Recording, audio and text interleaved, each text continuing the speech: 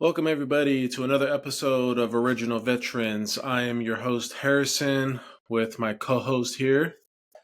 Hey, I'm Jackson. Welcome back, and I am so glad that we are on episode 2. Yes, very excited. Today is actually a really important episode, and we get into the nuts and bolts of the boot camp experience and the recruitment enlistment process. So, there's a lot of information. Jackson is an expert in this area.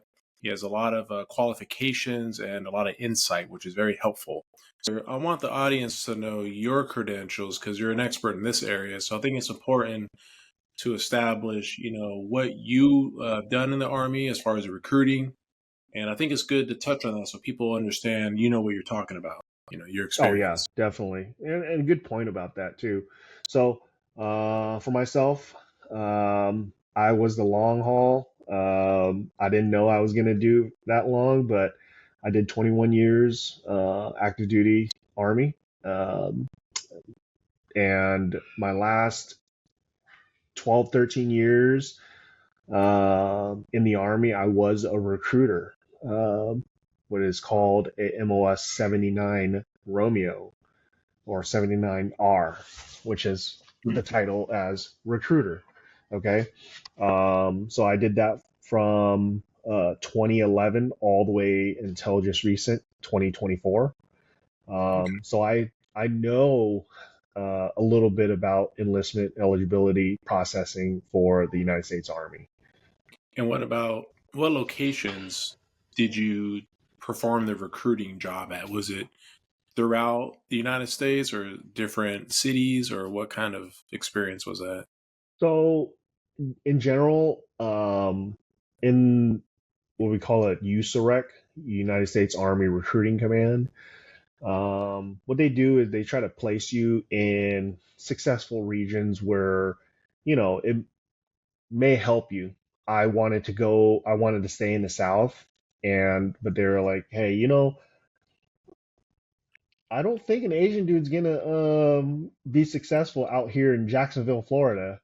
But Oh, that was yeah. back then. That was back then. So they put me in the Bay Area in San Francisco, which is my least desirable place to go at that time. A lot of people probably would love that recruiting station in the Bay Area. Everybody, you going through basic training and stuff like that, you tell them, "Oh, I'm from California," and they only think of California as being in Hollywood or LA or something like that. Yeah. But then you tell them like, "Hey, I'm from actually like the Valley in Sacramento and the Bay Area," and they're like, you know, ooh, they have that negative connotation already. But Yeah. um, and the thing is, I really enjoy my time in San Francisco with the people that I serve with. So I was there in the Bay Area, all up and down the Bay Area, and all over the South, Florida, Georgia, and my most recent is in the northern Illinois region. So it takes me all over the place. Yeah. So, but I would say every region has its own challenges and rewards. Okay. Yeah, right. Demographics, right? There's the Army knows what they're doing. They have the data. They know what the Army needs and what to look Mm-hmm. for, right? There's certain jobs that they're trying to fill. So Mm-hmm. I know there's incentives.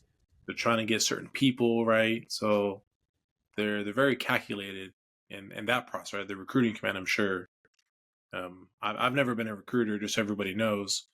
But so depending on Jackson to clarify and explain the whole process. But I did work with one recruiter. He was a staff sergeant, and he talked about it briefly. And he was funny enough. He was one reason why I did not reenlist because I was actually on the fence about staying in, Mm-hmm. and he was a recruiter, so I kind of depended on him to help me decide. And his his answers were not so helpful. He What? That's recruited. not a. He He was a failed recruiter you. at the time. Yeah, at the time he wasn't a recruiter. He was previously. So I don't know, but that's a different story.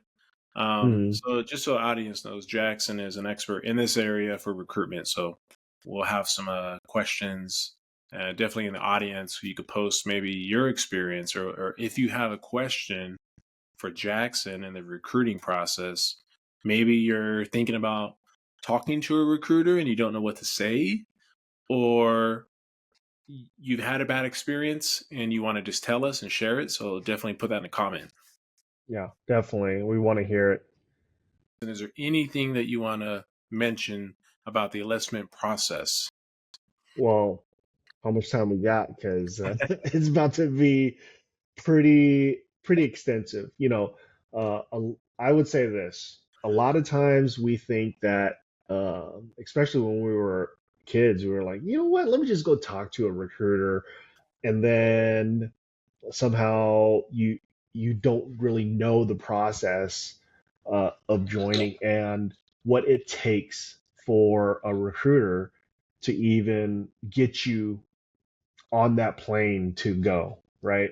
So it's a very long process. And I think what recruiters are doing now is almost the exact same thing that what was going on when we were going through. Okay. And I'm going to talk a little bit about it. And I think it's going to be a very important topic, um, especially for somebody that wants to enlist into any service. This is universal. Every service is going to do the same thing.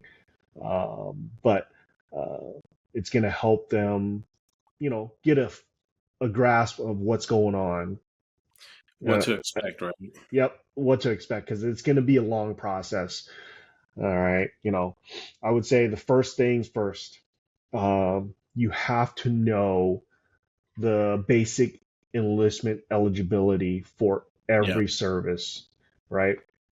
So per Congress, they have this in law where there is a minimum age and maximum ages, Okay. and right now, depending on a lot of factors, if your prior service, if you had certain circumstances, or you have a certain specialty, like if you were a doctor or something like that, the Hmm. ages to join right now is from 17 all the way up to 42 years old. Wow, 42.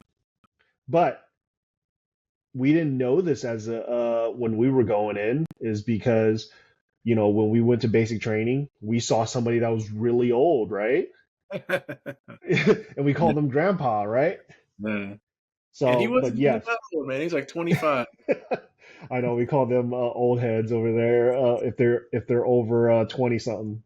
But yeah, that is the age right now. Now every service is different. Marines, up to the age of 29, right, on their 30th birthday. So, but according to Congress, it can go all the way up to 42, depending on what Congress allows at that time, and if there's any room to budge, right? So, Now, yeah, before yeah. we go further, I want the audience to know your credentials because you're an expert in this area. So I think it's important to establish, what you done in the Army as far as recruiting. And I think it's good to touch on that so people understand, what you're talking about, your Oh yeah, experience. definitely, and a good point about that too. So, for myself, I was the long haul. I didn't know I was gonna do that long, but I did 21 years active duty Army, um, and my last 12, 13 years in the Army, I was a recruiter. What is called a MOS 79 Romeo, or 79R, which is the Mhm. title as recruiter. Okay. So I did that from 2011 all the way until just recent 2024. Okay. So I know a little bit about enlistment eligibility processing for the United States Army. And what locations did you perform the recruiting job at? Was it throughout the United States or different cities, or what kind of experience was that? So in general, in what we call it USAREC, United States Army Recruiting Command, what they do is they try to place you in successful regions where, it may help you. I wanted to stay in the South, but they were like, hey, I don't think an Asian dude's gonna be successful out here in Jacksonville, Florida.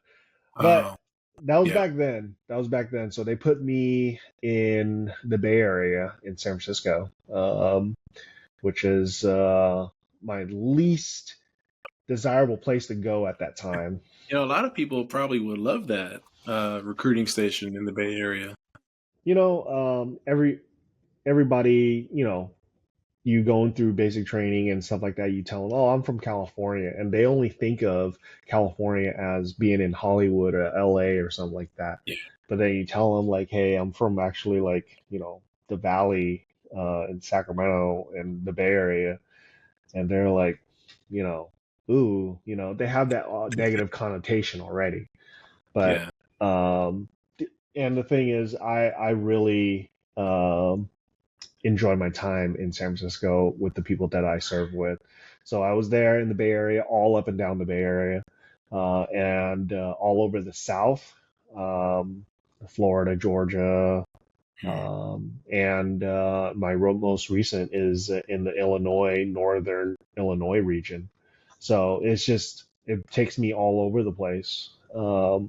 yeah, So, but I would say every region has its own challenges and rewards. Okay. yeah. Right. Demographics. Right. There's the army knows what they're doing. They have the data. They know what the army needs and what to look Mm-hmm. for. Right. There's certain jobs that they're trying to fill. So Mm-hmm. I know there's incentives. They're trying to get certain people. Right. So they're very calculated in that process. Right. The recruiting command, I'm sure. I've never been a recruiter, just so everybody knows. But so depending on Jackson to clarify and explain the whole process. But I did work with one recruiter. He was a staff sergeant, and he talked about it briefly. And he was funny enough. He was one reason why I did not reenlist because I was actually on the fence about staying in, Mm-hmm. and he was a recruiter, so I kind of depended on him to help me decide. And his his answers were not so helpful. He What? That's recruited me. not a. He He was a failed recruiter you. at the time. Yeah, at the time he wasn't a recruiter. He was previously.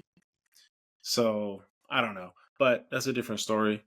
Mm-hmm. So just so the audience knows, Jackson is an expert in this area for recruitment. So we'll have some questions, definitely in the audience. You could post maybe your experience, or if you have a question for Jackson in the recruiting process.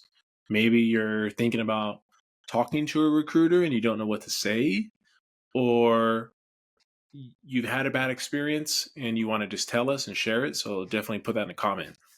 Yeah, definitely. We want to hear it. Okay. And cut right here. So I Yeah. think this section that you asked about me being, you know, asked for my background, I think that should go before what I just went through over about the age Yeah. thing. I could move it. I could Yep. cut that part and put it in the beginning. Okay. Yep. Yeah. All right. Because that's what I Let's meant go. to ask you in the beginning. That I should have started with that. Yeah. Yeah. Yeah. So let's go into the next one. All Okay. right. So, once you meet age requirements, between whatever service that allows their services, every service has their own set of rules of what type of or what age limits they allow. Okay, and every single one has certain type of waivers. Okay, and it's on the birth date. So if they say you can be 35, that means um, you have to ship out to basic training before your 36th birthday. Oh wow. Yeah. So that's what That's they important mean. to remember. Yeah. All right. And So and I just want to touch. So if you're on the older side in a certain branch, you can't make it. Hope is not lost because another branch may have a higher age, so you could potentially go there, right? yes, yes. And when we say like, hey, there's exceptions for certain things, there's exceptions for specialties like doctors. If you saw in the news recently, they just commissioned uh, these CEOs in the Bay Area Oh, that's from as tech advisors, and the they're, technology people, you right? know, yeah, and they were above the age of enlistment, but that doesn't mean that they couldn't join. But they, there was exceptions for that. Yeah, and what they came in, they got a pretty good rank too, right? I mean, some of Yeah, these guys got yeah. commissioned at a upper level officer rank, right? Yeah, yeah, yeah. So it depends on years experience and what Wow, type of level. But full, that's full board. for that's like getting in the weeds because I've seen surgeons join as lieutenant colonels because Yeah, they have so much years as a surgeon, and it's well deserved. Being, they have tons of experience, tons of schooling and stuff like that. So yeah, let's move on. So yeah. once So, you meet the age requirement, then you have to meet what is called a height and weight requirement.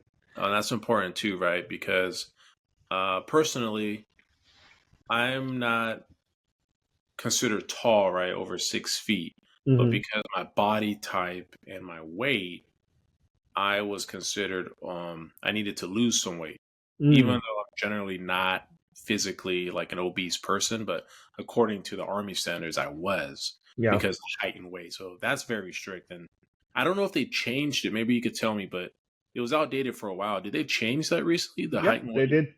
They did. So now, the Army has updated Army Regulation 600-9, which is the Army Body Composition regulation. We used to do what is called, the tape test, right? Yeah, the Where we neck. tape, yep, we tape the neck for the males and the navel, basically where the belly button is, and we Yeah. tape that 3 times to get an average, and we do a whole bunch of math problems and stuff like that, and it determines our body fat. Now it changed, okay, um, to it's called one measurement system. So basically, we all measure around the waist, male and female, Oh wow. and it already has a table of basically what you're supposed to be at, right? Um, but there is minimum and maximum height and weight requirements. Okay. Now, what do you mean by, I guess, height and weight? Okay. So there is a minimum height. Did you know that? Oh, to join the service, you had to be a Yep. certain height. Oh wow. Yes, you have to be a certain height. Okay. So step one, So tall enough. the shortest person I've personally met was an infantryman that was 4'11". Wow. Okay. But I know that anything 4'10" and below, you need a certain waiver. Waiver. Okay. Yeah, you do need a waiver for that. Okay. Now, height wise, I they say there is height requirements, but I've seen about 6'10" soldiers. Okay, so I mean, I'm Is that specific to the job as well? Like a tanker, could a 6'10" guy be in a tank, or is that too tall? so I've always heard that there is height requirements to be a tanker because our, you know, tanks are kind of cramped. If you're over 6'4", you're gonna have a hard time, I guess, trying to button up, basically close the hatches and stuff like that. But it's just all determined by medical command or Yeah. MEPCOM to determine the maximum height and stuff like that. But Okay. yes, there is a maximum height, Yeah, I'm not 100% sure Yeah. which one that is because I've So seen young, tall people join. Yeah. 7 foot. Now, when they say weight requirement, same thing. There's a minimum weight requirement and there's a maximum weight requirement. If we, so that's one thing that I really never thought of. I thought, oh, you can only be overweight to, get a, waiver to join the military or whatever, right?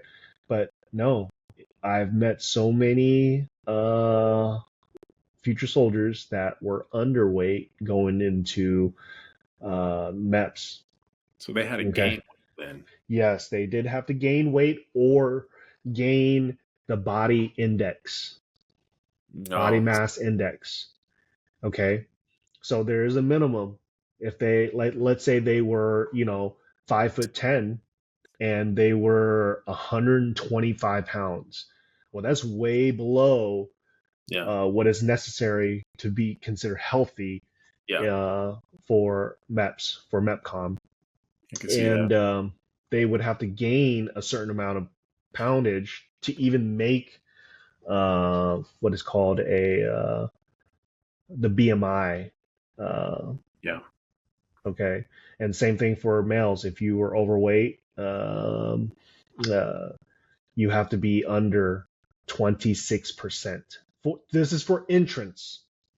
Yeah. Okay, 26% of your body mass index. All right. Now, here's the thing. Most recently, within the past couple of years, we have this thing is called O9 Mike, okay, which is a designation for the MOS as a future soldier preparatory course. Okay. What is that? And so how it works is that if the person was, let's say, 28%, Oh, right? They're within a 2% range. Well, then they can go to this program for additional 4 weeks in basic training to lose that 2% is that after the basic or before? before basic. So Oh, okay. So basically, only. they're going through a future soldier preparatory course before they even get to basic training. They're getting paid, they're getting Oh, wow. meals and everything, they're accumulating leave and service time and everything. Oh, wow. So are they going through the traditional boot camp experience, or is it more of It's very like structured. like a fit club type thing where you're It is. eating, Yep. exercising? Yep. Everything is very scheduled for the individual. You PT a lot during the week. Yeah. Okay. And you have only 3 to 4 weeks to lose that 2%. And if you can't lose it, then, unfortunately, you will get discharged from the military. Okay. So it Uh, sounds to me like the Army definitely, or the military in general, wants recruits to succeed. They want hmm them to sign up, and they have certain programs to help them. Yep. Yep. And, that brings up the next fact. You do have to meet what is called Armed Service Vocational Aptitude Battery, right? You have to meet the qualifications, mental aptitude test to hold a position in the military. Okay. The military, every service has to go through this. Army, Navy, Marines, um, Air Force, Space Force, and Coast Guard all have to go through um, the process of taking an ASVAB. Now that's a key word. I'm sure most people are familiar with that part of it, right? Maybe not the hmm height, weight, or the age, but everyone knows the ASVAB. They hear Yep. that.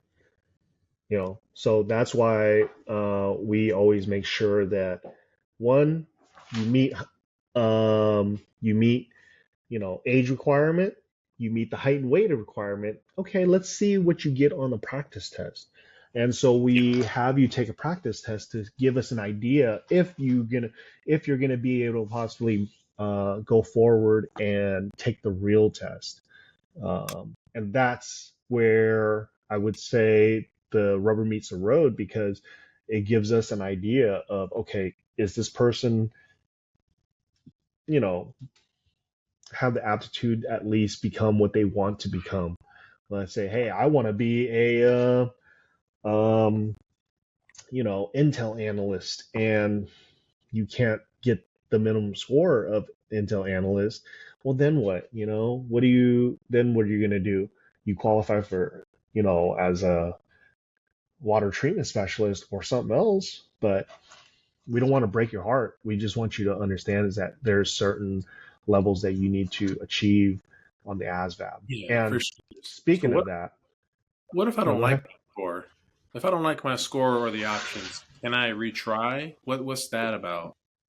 So, okay, per regulations, okay, if you have a qualifying score, okay, um, like let's say you were a healthy 18-year-old with that meets height and weight standards, and you score a 31, which is the minimum.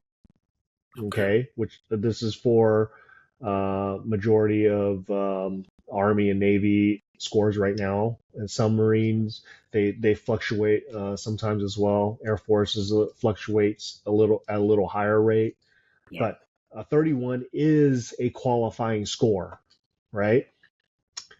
Technically, by regulation, you cannot take it again just to get an incentive or get a specific MOS. Oh, So that's why we ask you to take the practice test to give us an idea of what you're going to go for, right? so I'm a recruit. You give me the practice test, and I tell you I really want this job, and Mm-hmm. you know for this particular job you need to get certain scores in these areas. Mm-hmm. The practice test allows me to see where I'm at, and I could practice on those areas that maybe I need to improve on if I really Mm-hmm. want a certain job. Yep. So the minimum score, okay, by the act of Congress is what's called a 21, okay, 21 to 30. That is a category four, meaning um, certain, I would say certain branches allow those at a very, very, very small rate. I think it's less than like 2% of the force that allows category four to join the military. Hmm. Okay. So that's a very small amount.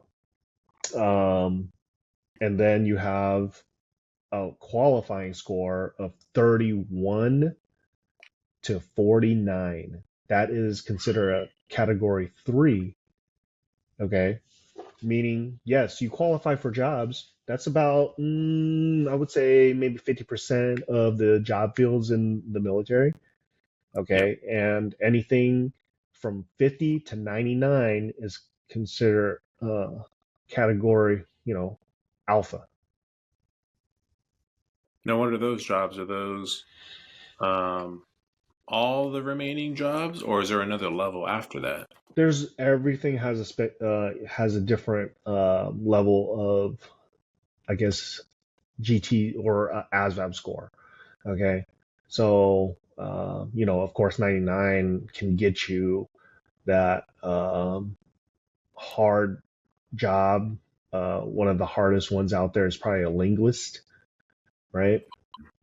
So you have a lot Um, of options. The higher you score, the more options you have. yeah, yeah.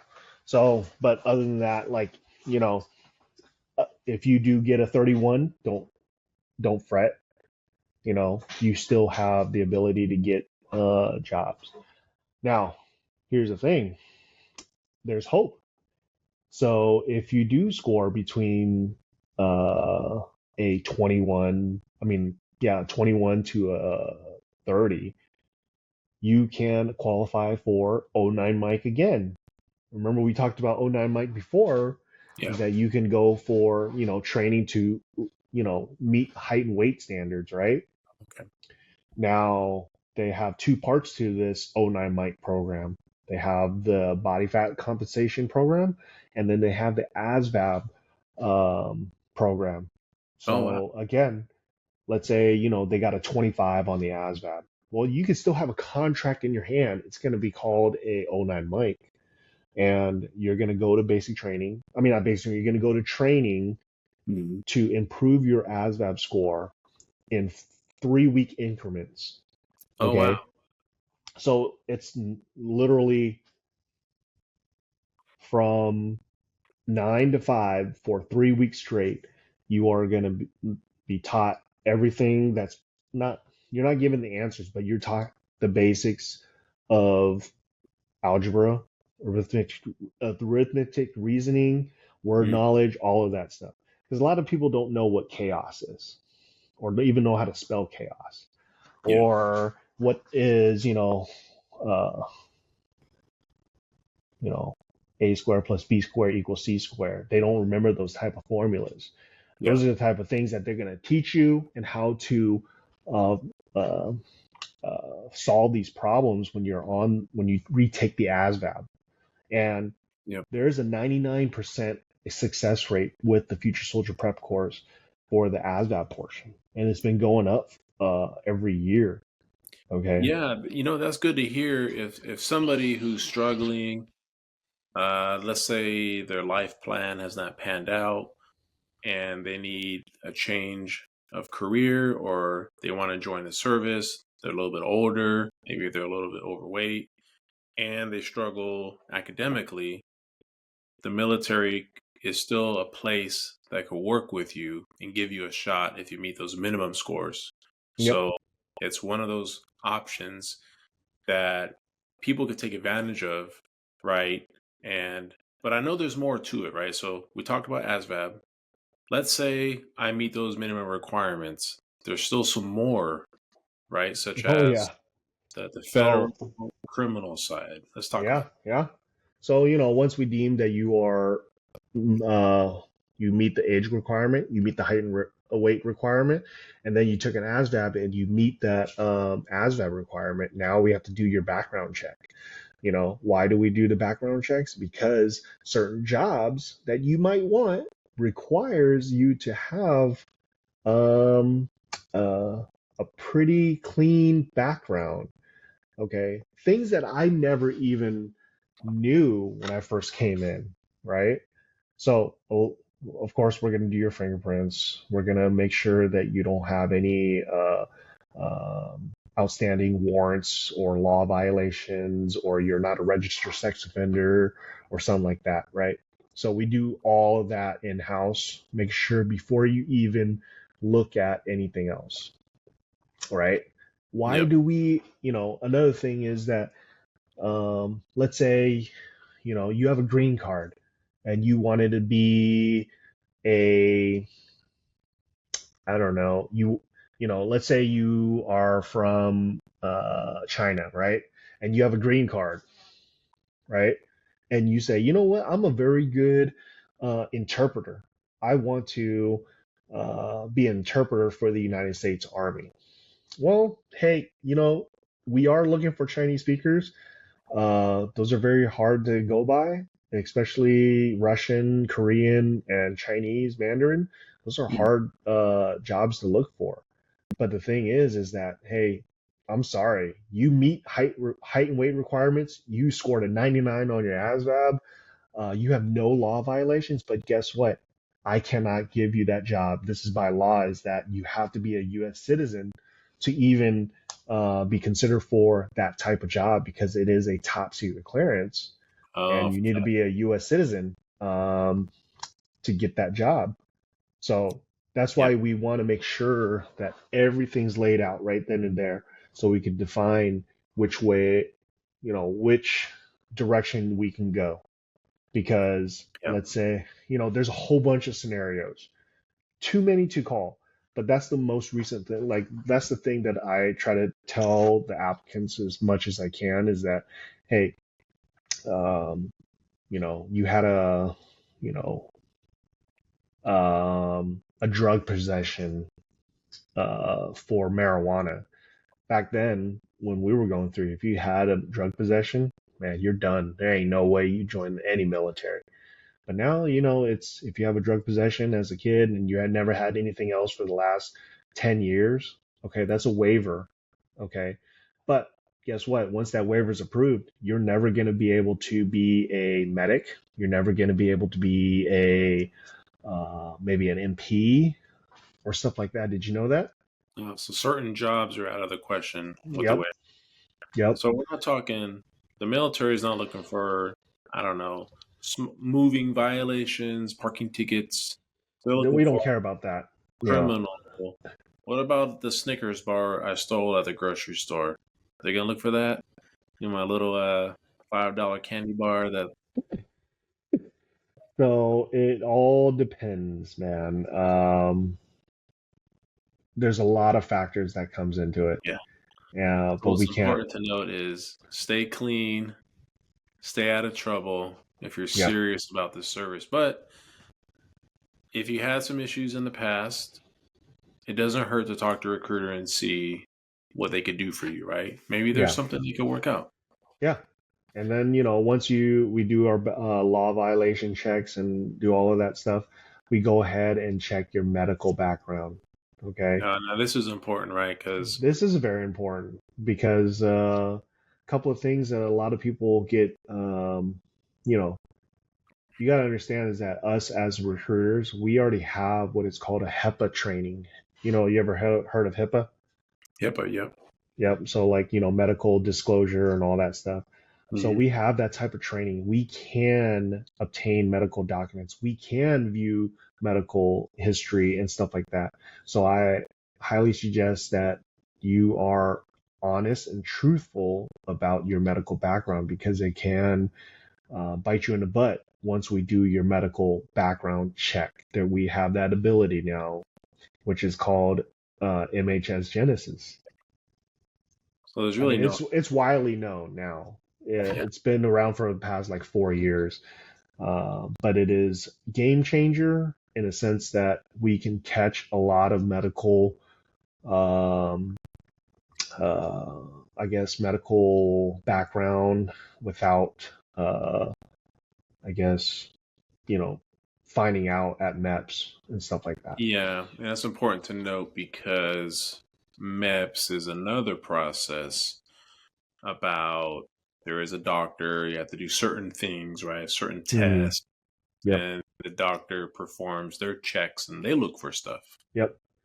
Yeah. So medical, one thing I can say about that the most is that, um, if you are red green deficient, meaning you are colorblind, well, Mm. guess what, man? You may not have the opportunity to go airborne ranger. Did you know that? No, I did work with a guy who was colorblind, and I know he was limited to what jobs he could Yep. select because of that. Yep. So that's a perfect example is that, hey, if you're red, green deficient or colorblind, your job is very limited. Um, Probably it not a truck sucks. driver, right? Probably can't drive Uh, with. no, you can. Oh wow. Yeah.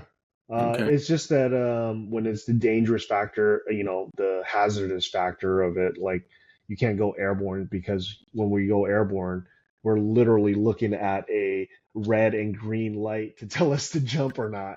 Yeah, that's a good So, point.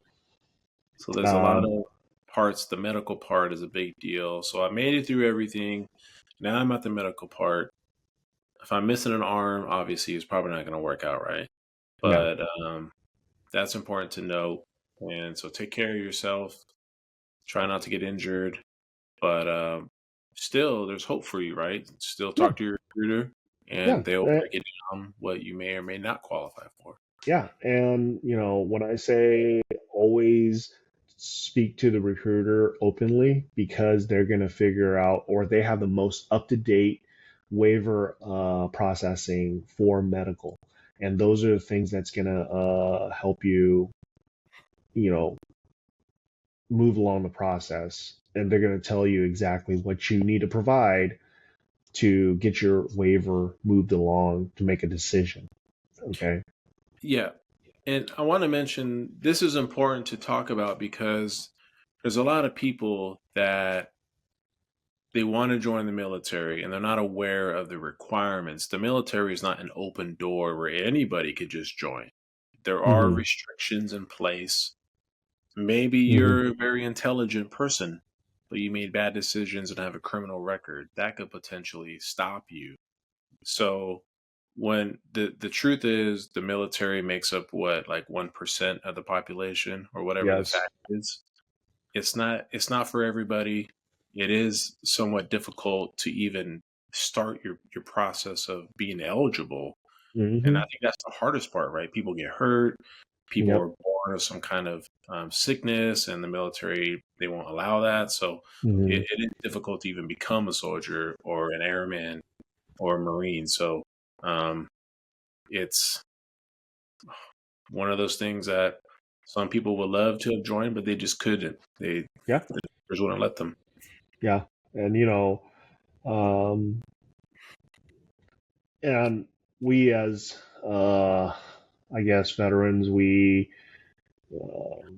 say, a lot of us will say like, yeah, oh, man, the recruiting station right down the street. Well, it takes a lot to even be qualified to be in the military. So it's not as easy as a lot of veterans think it is nowadays. It is actually harder to get in.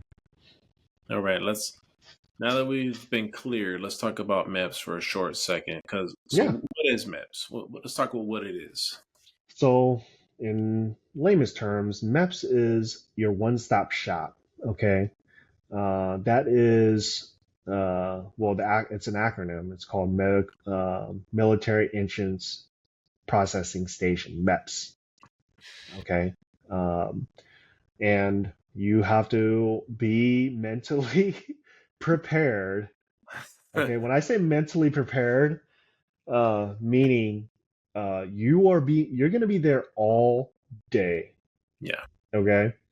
All day, meaning you're there at 06 in the morning, and depending on how many people are processing from every service, you might be there until 6, 7 o'clock at night. Oh wow. Yeah, yeah. So, um, at the minimum, you're gonna go there at least one time. Okay. But if everything goes right, you're only gonna go there twice. One to enlist, and once when you ship out. You have to go there twice. Did you know that? No, but I do recall whatever they find or notes that they put in MEPS will be part of your medical record in the Army. Yep. Because I found So, mine. I found all my MEPS stuff. yep. It's crazy. After, both of us, everybody joins the military and everybody gets out of the military, right? And when we get out, we discover all of these forms. Like, I don't even remember signing this, Yeah. but that is your medical documents that will follow you throughout your whole military career. And you will be able to see it when you get out, saying, okay, you were a healthy individual when you first came in. There was nothing wrong with you. Okay. And they check you from head to toe. When I say head to toe, it is literally head to toe, inside out. There is a duck walk involved. I mean, there's a lot more to it. I mean, the reason why they have that is because they want to make sure that you are physically, mentally uh, qualified to perform the rigors of your duty, which is the Mhm. military. People say, "Oh, I'm just going to join the Air Force." Well, everybody has to go through MEPS, no matter what. Yeah, and they're Okay, checking. They're looking at you. yeah, they are. There's no hiding MEPS. You can't tell them I don't want to take my shirt off or my pants off. Like they're gonna check everything. Yep. You know Be what? ready for I guess. Do you have a little funny story that you encountered at MEPS?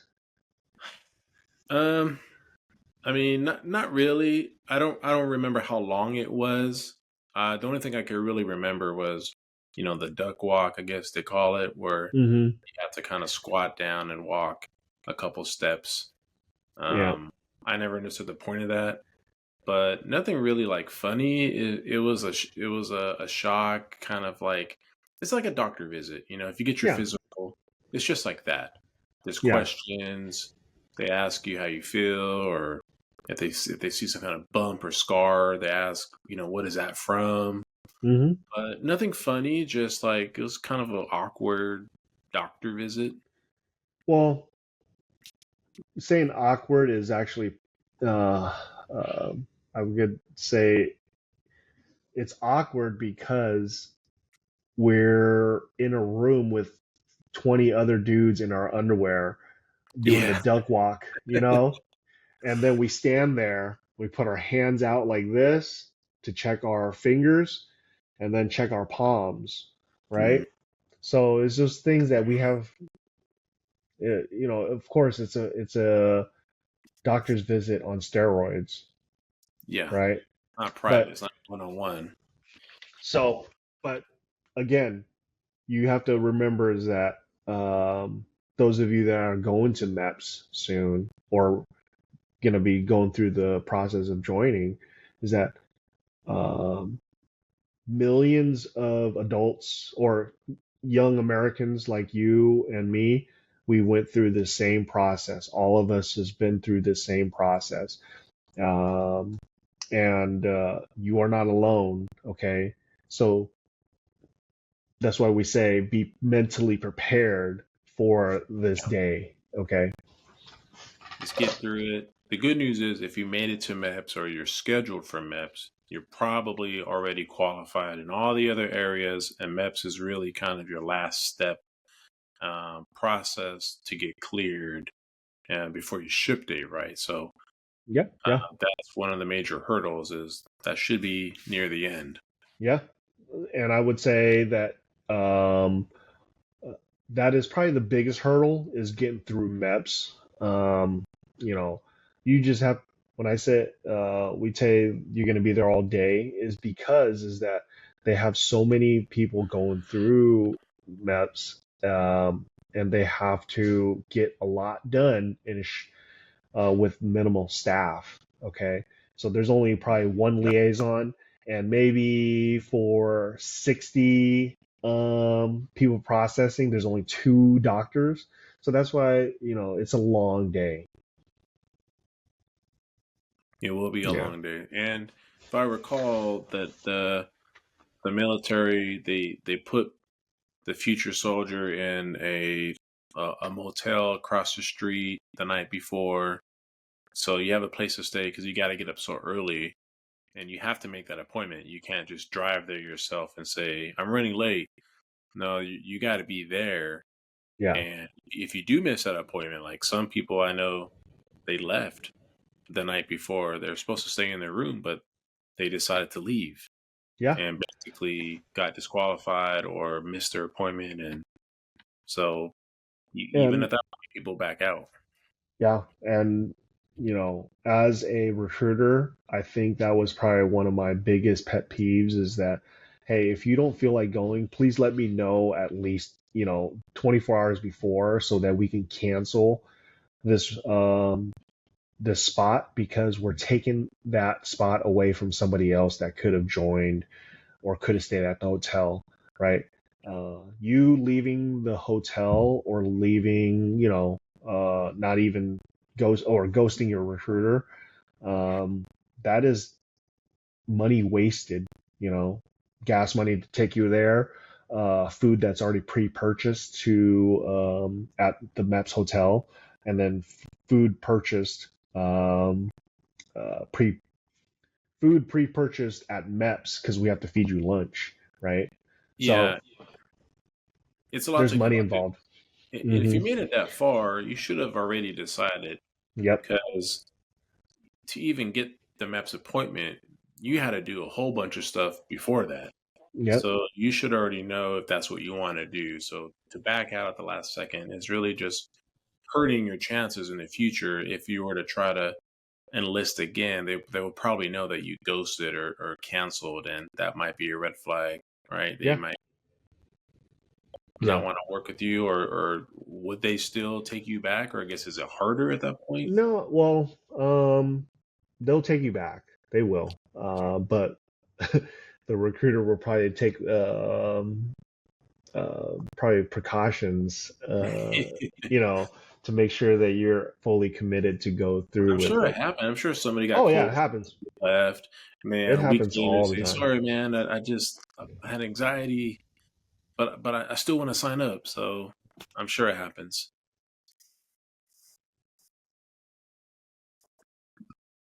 All right, so let's talk about the next step. I'm through MEPS now, and I got my ship date. Right, I picked my job. One thing we didn't Uh-huh. talk about.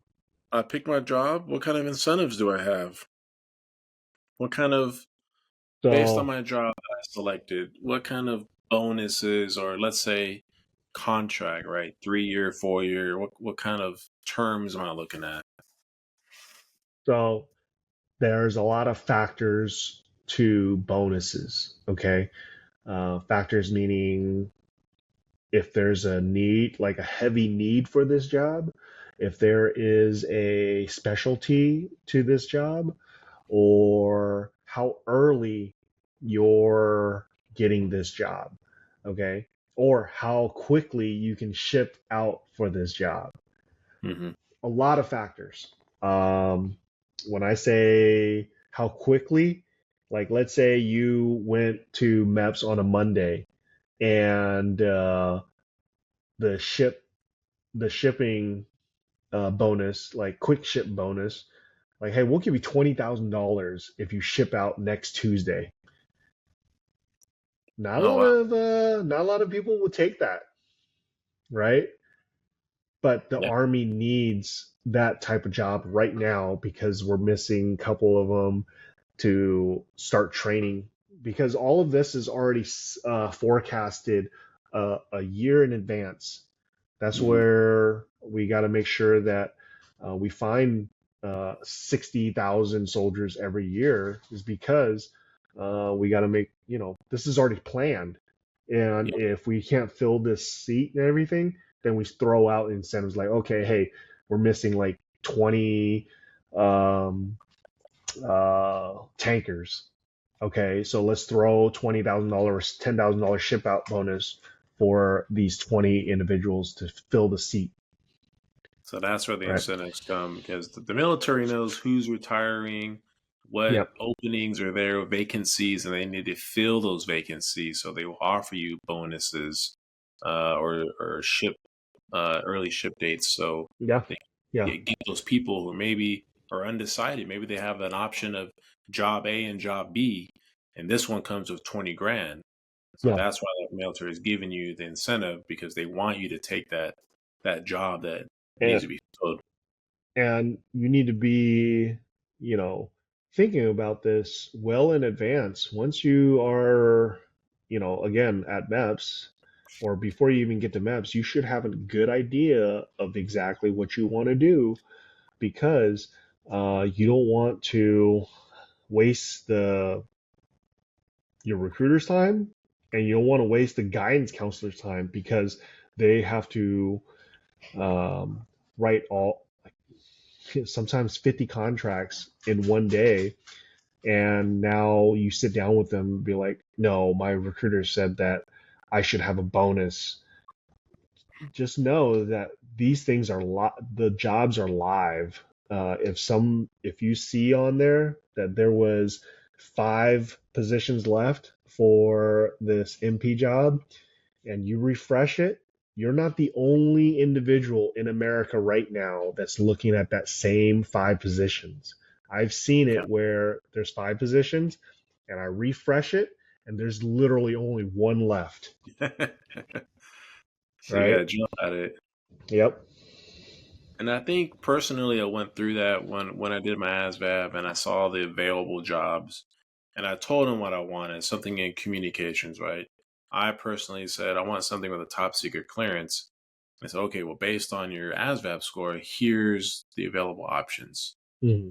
And okay, now which one of these with the clearance comes with a bonus? All right, here's your option. You have like two options, right? But you don't qualify for this one, but this one you do.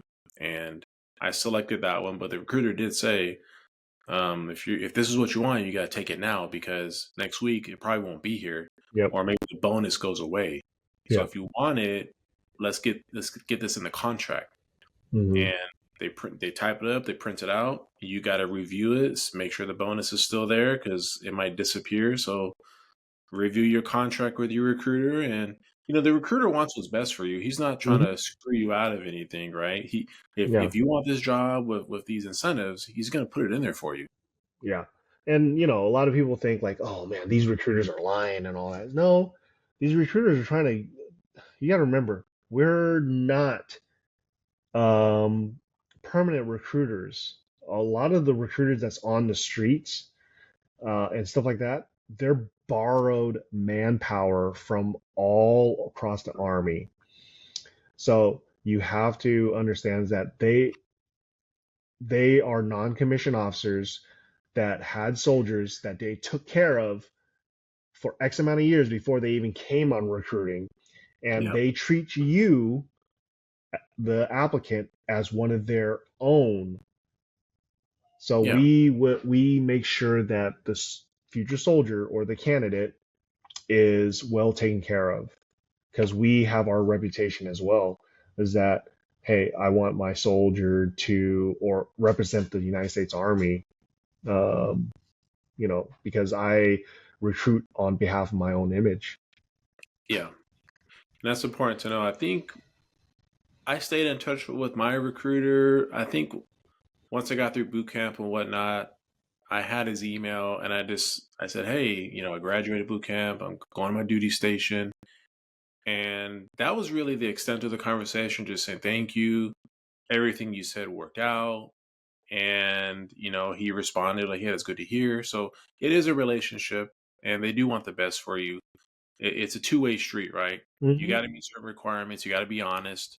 You got to communicate what you need, what you want, because the recruiter, you're a stranger. They just met you, right? So they will try to get to know you and understand why is it you want to join the service, right? Is there Yeah. a certain reason? Is it a family history thing where you guys, your family just wants you to do it, but maybe you don't? So they're gonna talk to you and try to understand where you're coming from and what your needs are, right? Because you're trying to find what works best for them, right? Hmm. Yeah. And, you know, I would definitely have a good idea and have that good conversation with your recruiter because on your contract you should already have at least your next 6 to 12 months laid out for you off the bat. You don't have to think about nothing else except for those dates. You should have your basic training ship out date. You should have your advanced training dates and or specialty schools, like if you're going to go to airborne school or if you're going to go to um, some additional war training because uh, some jobs require you to keep on moving around within the first year. Okay. But again, everything is laid out there in black and white. And that's why it's so important for you to understand your contract and sign the contract so it's locked in. Yeah. Because if you keep on messing around, that job might be gone. And then you're going to be like, oh, you know, I should have done it. Well, hey, we were not pressuring you, but we were trying to push you to understand the the rarity of that job. Yeah, exactly. Certain specialties. I Hmm. know I know certain people that back then, like the drone operator MOS was kind of like a new thing. And Hmm. some people, it was a very high score. Hmm. And people that did score really high, some of them did not choose that drone operator. They went with a different communications job. And while in basic training or AIT, basic training, really, they're saying, man, I should have took that drone operator job. And it's like, Yeah. dang, you're offered that. That's like top of the score there, right? Not everyone qualifies for that. Yeah. You have to be really smart, and um, you know, look at today's day and age, right? With drones, it's the future of the military, I believe. With drone warfare is a new weapon that's being Yeah, used. yeah, yeah. Drone, we never know exactly what's going to be the next it Yeah, factor, but having that MOS or the MOS that you really want and you had it in your hand and then you like, you know what, I need some time to think about it. Well, you should have. That's why we try to lay out the battlefield. We call it just laying it out there for you so that you understand what you're getting yourself into. yeah. I definitely research, right? Research what the job really is. Talk to a recruiter. I mean, the recruiter probably doesn't know every single job out there. So you got to do some research on your own, figure it out, talk to people, family members if you have any in the service. I Mhm. personally was thinking about the Navy. So I talked to a cousin about the Navy and got kind of the inside scoop of like, hey, how did you like it? Right. That's what kind of pushed me to the Army. Mhm. The Army was one of the places that allowed me to kind of pick a job and get it in my contract. Whereas I was told the Navy and Air Force was more of it's the needs of them. You take your score and they kind of give it to you. I don't know how true that was, at least back then, but the Army was a place So you could select. it so the Army is the only one has what is called a future remote, I mean, basically a reservation system. We can look at jobs before you sign a contract and basically like, hey, I wanted this drone operator, and I see it. There's one left. Well, okay, how serious are you with this job? No, I want this now. Well, Mm, they can reserve that job that they see right now based off your ASVAB score, based off your background check, based off your medical record check and everything. If everything checks out and you qualify for it, you can reserve that job for 7 days. That means within 7 days, 7 calendar days, not business days, you have to go to MEPS and sign the contract and swear in. Okay. no. So that's a very big advantage. Other services, um, it they don't have that. The Marines have kind of a it's a little different for them. They sign a contract and let's say they wanted infantry or they wanted cyber warfare or something like that. Well, you know you're just going to be sitting back until maybe that opens up, and then hey, we have one open. You can leave in a week and a half. You know, Yeah, I uh, think it's a good opportunity for any recruiters watching this. They could comment yeah, their experience if they're a Marine recruiter, Air Force. Maybe let us know what's going on with that process, right? Because Jackson definitely knows the Army side, but the other branches, how is it, right? What's the expectation? What yeah, can yeah, the recruit look forward to? So it's a good yeah, time for them to chime in. yeah. And then there's no. I would say this platform is for veterans and somebody that's looking to join to Yeah, get that information. This is what we do as technology now. We have to use it as you know, a tool for us to help spread the word of what's out there right now because not a lot of outlets out there are projecting any type of, I would say, like how to guide to join the military nowadays. yeah, definitely. The recruiter is your best friend in this case. If you're curious and you want to know what's required, find your local recruiter, but also do research on your own about certain jobs. Get an idea of what you want to do, especially for your career plan. Do you plan on making the military a career, Mhm. or do you just want to get some additional job training? So as a civilian, you want to work in a certain field. There's the Army itself has tons of opportunities, and if you like working on cars, there's a mechanic position, and so there's dentists in the Army, there's doctors, there's chaplains. So there's a lot of opportunity depending on what you want to do. So that's the cool thing about it.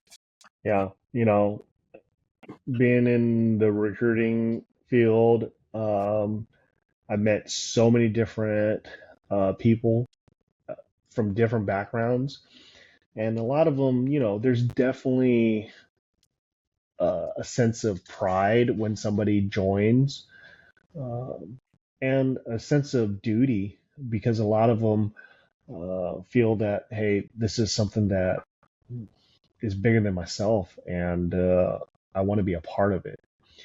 And I think a lot of us did join the military because of that reason, is that we wanted to be a part of something bigger than us. And what we gain from it, you know, is invaluable. Yeah. So the recruiting process is definitely it is complex, but it's really straightforward at the same time, right? There's no magic trick. You got to qualify in all these different areas. That's the hard part. And the only way to find out is to talk to your recruiter, do the background check, do the height and weight, get through all that stuff, make sure you know what kind of job you want, and just be honest with your recruiter. And I'm sure they could find the right fit for you or explain what you need to work on. Maybe you're overweight. Let's try to lose some weight and let's talk in 90 days and we'll do your Mm-hmm. measurement again. So the recruiter is going to help you with that process because they'll know right away you don't qualify because you need to gain weight or lose weight. Mm-hmm. Uh, so let's work on that. And I know recruiters will stay in touch with you because they want you to succeed Yeah, and they'll check in. yeah. And like I was saying before, is that, remember, us recruiters are non-commissioned officers. Okay, we come from the background of taking care of our soldiers. We have soldiers that are overweight. We have soldiers that can't pass a PT test. We have soldiers that have eating disorders or just got, recovering from injury, right? What do we do as non-commissioned officers? We take care of them. We work out with them before, and after work. We rehabilitate them if they're injured, right? We go ahead and check on them on the weekends to make sure that they're safe. They're This is what we do as a non-commissioned officer. We take care of our soldiers. Yeah. So you, as a applicant to them, they're going to take care of you like you're, you know my own, because I take ownership in my applicants, right? Yeah, that's important to know too. So you're not walking into a hostile environment. When you walk into a recruiting station, they're going to treat you like family. They're going to try to help you out. You're a stranger, of course, but a lot of these recruiters were just like you, and Mm-hmm. everyone has a different reason for joining the military, and some could relate to your situation. Maybe you're just down on your luck, or somebody who wants to go on an adventure, and the military will give you that. So just talking to them, start the conversation, and they'll guide you down that path that you're looking for. I would like to say, man, we that was very. I hope that was very enlightening for you and the viewers out there. And again, we want to hear your story. Is it similar how you went through when you joined 5 years ago, 10 years ago, 20 years ago? Yeah, We want to hear that you because know, that's something that, huh? 40 years ago Yeah, for older exactly. that the process could have been way different. And we still Yeah, want to hear, right? We want to know. I love talking to older veterans from different time periods. And I don't want to say older, but from different time periods, because I know the process in the 70s and the 80s totally different from what maybe we experienced in the yeah, 2000s. yeah. And that was that's why we wanted to talk about this topic, is because is that there's probably a lot of myths and perceptions out there that are maybe not true. Yeah. And you we're glad that you're here experiencing that with us, so that you have at least a good, I guess, roadmap to your journey next. Yeah, and that's really what we're trying to do here with this Original Veterans channel. It's educational, it's informational for the younger people who are joining the service, but it's also a community for fellow veterans to kind of reminisce and talk about our process and give each other opportunities to kind of chime in and comment at questions that we may ask, or just work together, share your experience. It could be funny.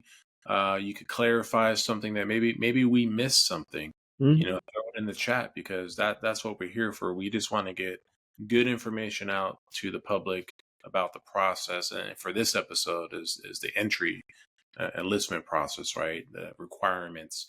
So anything you have to offer is definitely going to be useful for veterans and future soldiers. yeah, future soldiers, sailor, airmen, guardians, Marines. Yeah, All we want to hear your story. But I definitely. had a blast today. Thank you, Matt, I had for a blast too. yeah, Everybody, and we'll see you on the next episode where we're going to get on to actual boot camp, the shipping, the experience. Jackson went to one place, I went to another, so we want to dedicate the whole next episode to that, because that's where it really gets some funny stories, the shock factor, the drill sergeants, right? That's really what a lot of people are probably questioning. Now that I'm qualified and have a ship date, what can I expect at my boot camp? So we'll get into that. yeah. I'm excited, man. Well, thank you, everybody, and we'll see you on the next episode. All right. Take care.